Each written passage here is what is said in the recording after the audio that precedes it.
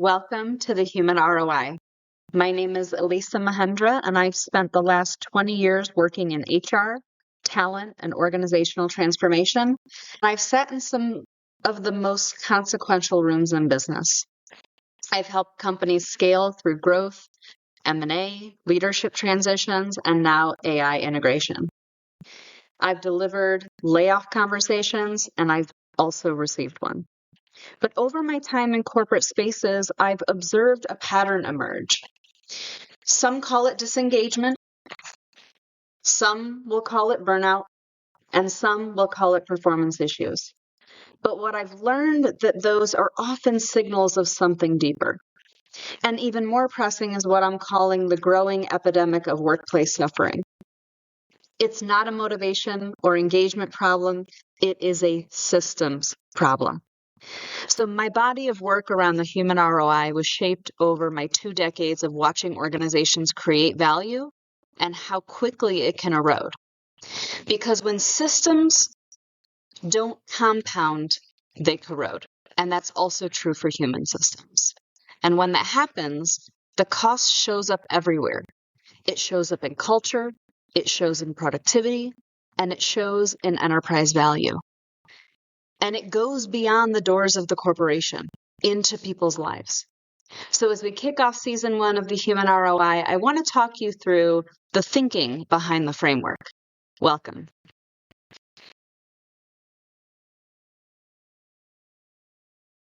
Now, I know this might be a contrarian view for some thinking about the role of HR, but companies are not in the business of employee happiness. And similarly, employees are not doing work solely to make companies profitable. So that tension exists, but that's not the problem. The problem is the misalignment between the two. Now, we know companies exist to create value, and we know that people work for income, identity, and contribution. But when the system design forces value versus human to compete, suffering begins. And so does the erosion of organizational performance, culture, and value. There's this silent epidemic that's happening across organizations. The workplace suffering is happening quietly. It shows up as disengagement or the quiet quitting we've read about for years in articles. It shows up as eroded performance day after day across your organizations. Now, it may be invisible, but it's widespread. Most people are just simply enduring work, not thriving in it. And your work shapes your life. If we can't thrive at work, we can't possibly thrive in life.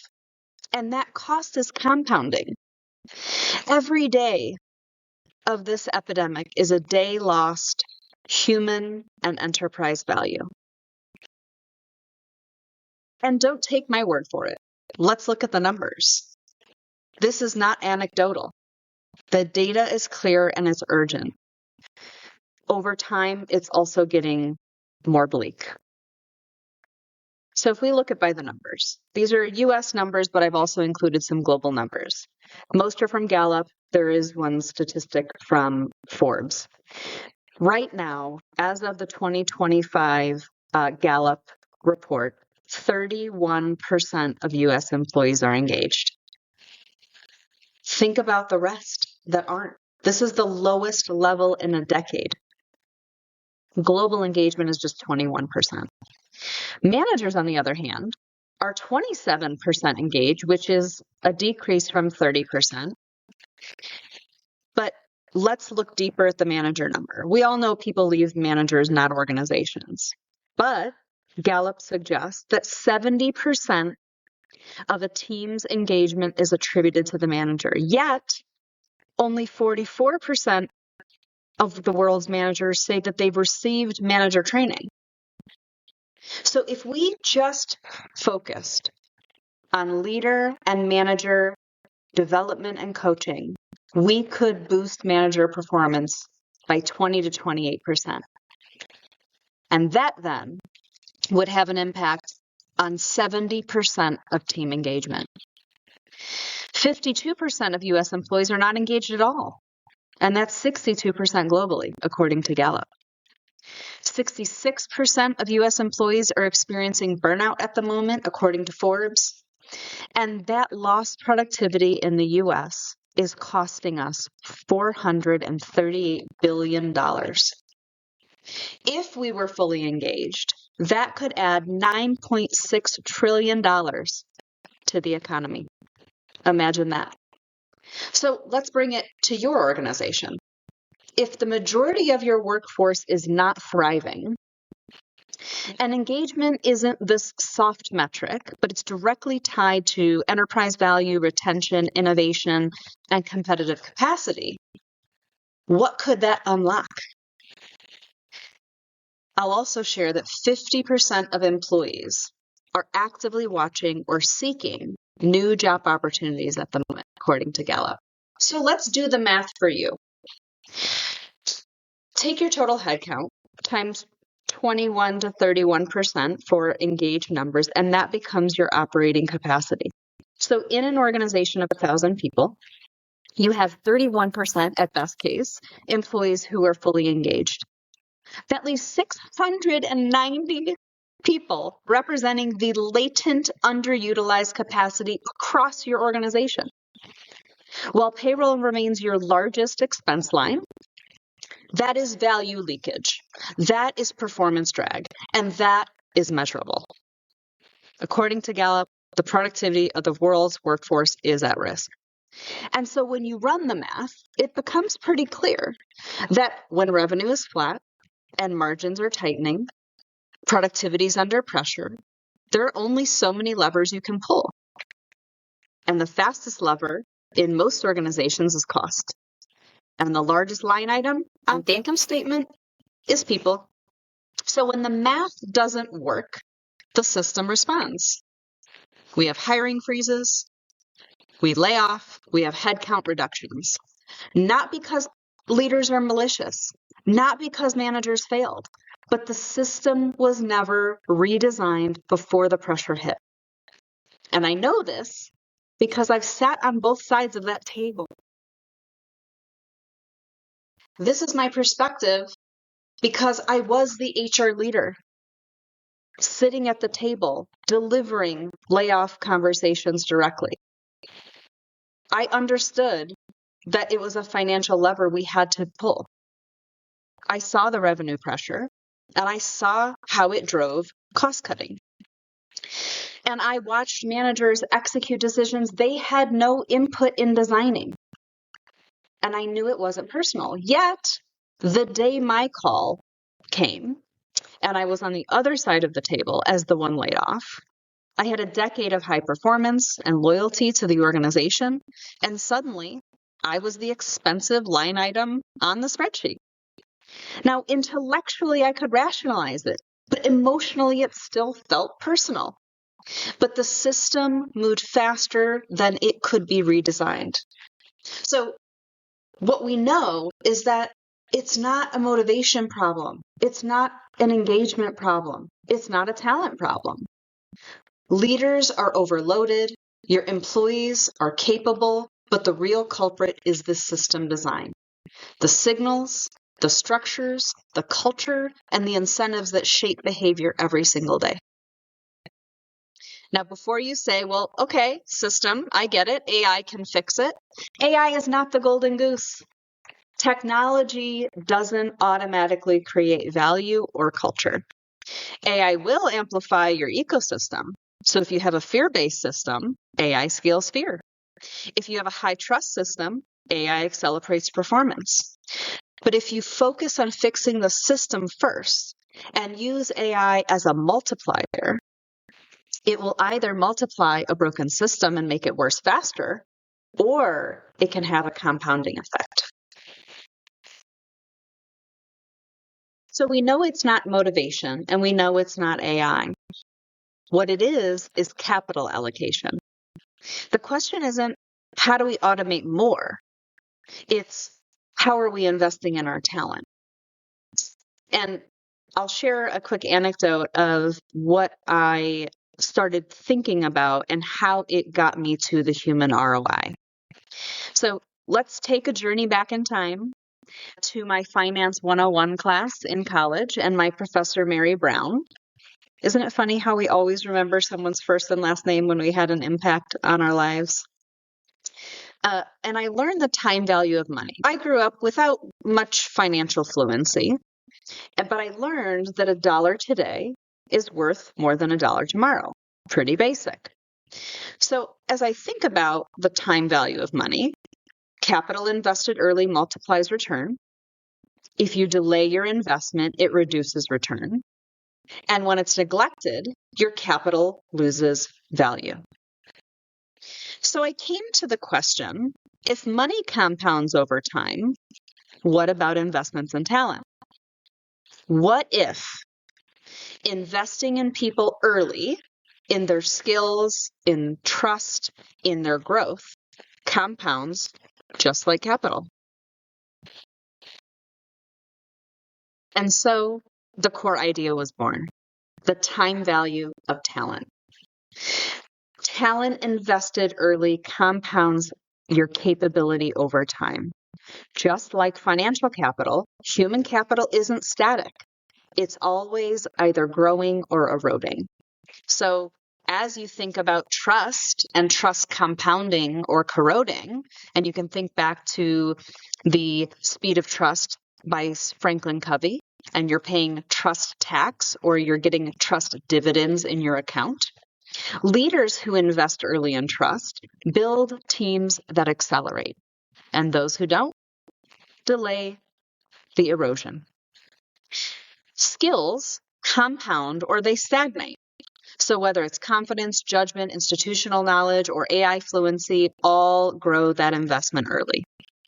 Delayed investment means playing catch up at a compounding cost. Now, interestingly, think about this. Burnout and fear also compound. Ecosystems are never neutral. Unchecked system and fear and disengagement multiply just as reliably as growth does. That is the epidemic effect. And the bottom line here is that investing in talent capacity early is not an HR initiative. It is the highest return on investment your organization can make. Which leads me to the broader equation.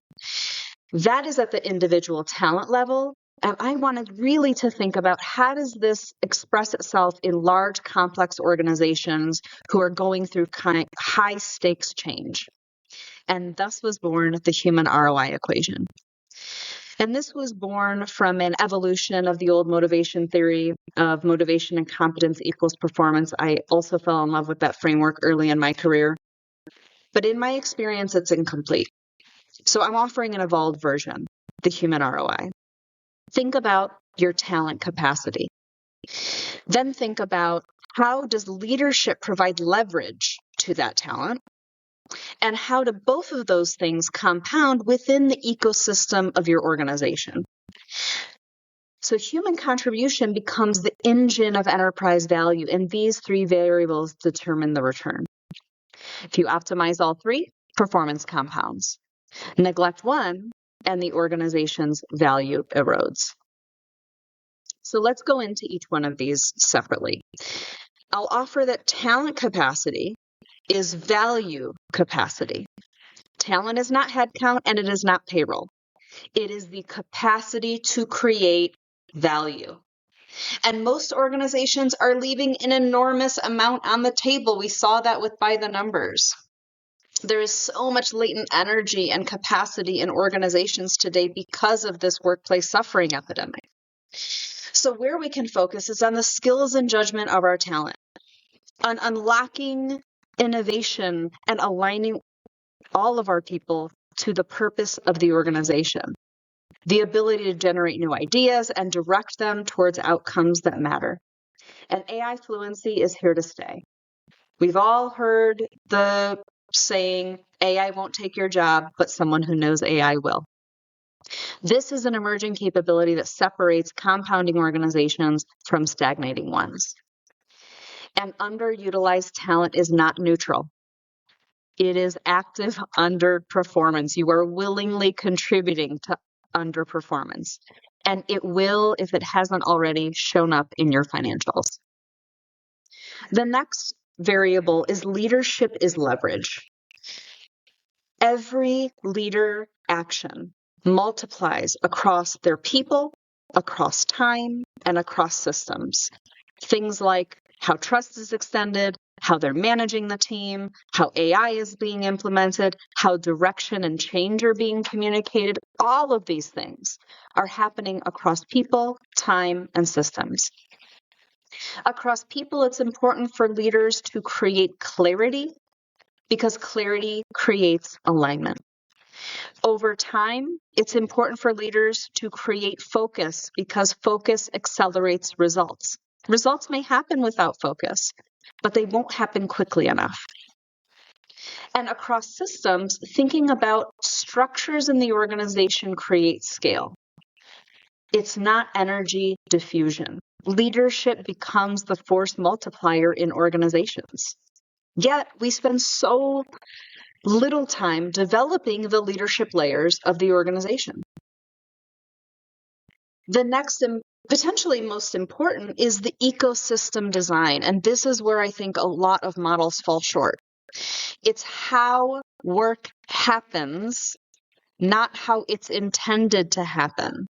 It is not SOPs. It is not SLAs. It's how the work really gets done. So we think about the ecosystem in terms of how is the ecosystem in the organization structured? What incentives are in place to pay for performance and the performance that matters and drives revenue and value creation?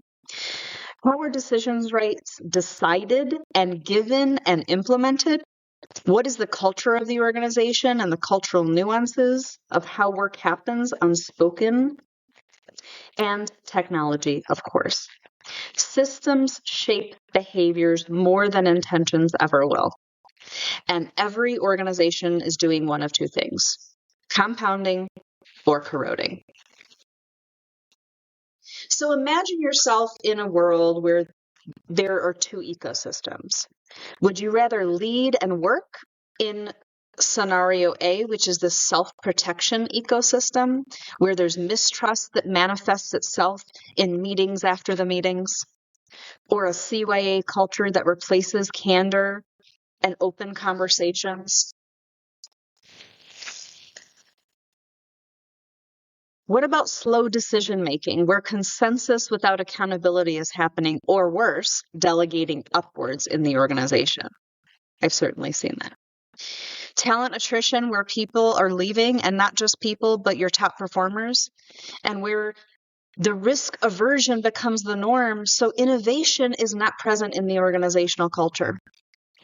Now, the goal, of course, is the compounding ecosystem, where there's high trust, high velocity dialogue, clear decision rights and accountability, rewarding what really matters with your incentives, intentional use of AI, where it's secure technology that amplifies the natural human capabilities. You're keeping humans in the loop at the right time for the right reasons. And ultimately, retention and execution. Your top talent stays and delivers things quickly. Now, my story and watching work up close also has a dichotomy of two systems. Some of us grew up looking at work closely and saw how it shaped our beliefs about work and ecosystems at work. So in my experience, I had two people, two relationships with work, and one lesson that shaped my thinking about how people at work thrive or they don't. I saw work as dignity, with my father being an immigrant from Greece and loving his craft of being a jeweler. It was skilled, it was purposeful, it was proud, but struggled financially. And then on the other side, I saw work as survival. My mother, who wanted to make ends meet, newly divorced, no college degree, resilient as anyone I've ever met, but never truly thriving in the work. And what impact does that have on generations? Work doesn't stay at work. It follows you home, in your mood, in your confidence, in your children. And I saw early that financial freedom shapes security just as much as meaningful work shapes dignity. So my desire for this work is not simply to make people happy at work. It's for people to thrive both financially and personally. Because if we don't thrive at work, we're not thriving in life. And so I offer, again, that this impact of thriving or corroding in your organization doesn't stop at the office door. Work is what you do day to day, but that shapes your identity and your sense of purpose that are formed over time. And that leads to your confidence or lack thereof in the security you're able to have for you and your family and the amount of risk you're able to take in your life. And that belief and those benefits are passed on to families and generations because parents carry work home. Financial security shapes their dignity, and when organizations compound human potential, the return flows not only across the organization, but across families and across generations. And that is the true human ROI. And I've chosen to focus on this work because I was forged in both. I have experience inspired by leadership early in my career and unlocked my potential. Showed me what I didn't even know was possible. And I saw toxic leadership that eroded engagement, trust, and talent over time. I watched the erosion. I saw engagement tips. I saw the meeting after the meeting and the sidebar conversations in team chats, spreading of mistrust, avoidable turnover. And that experience became my conviction. So my work sits at the intersection of talent and transformation as the architect of compounding ecosystems. Talent strategy, high stakes change, AI, and human systems. This equation defines enterprise value. Your talent will create value. Your leaders will multiply the value, but your ecosystems determine whether or not that value is compounding or corroding. An investment in human has time value. Underinvestment corrodes enterprise value subtly, then structurally, and then across generations. Ending workplace suffering is not an HR initiative. It is a strategic, it is an economic, and it is a generational imperative. Human ROI. This is the work I am called to do. So if you would like to end the epidemic in your organization, let's build systems that compound. I partner with executives teams navigating high stakes change, growth, and AI integration to build talent strategies and operating systems that turn human capacity into durable enterprise value. I would love a conversation. Thanks for being here with the Human ROI.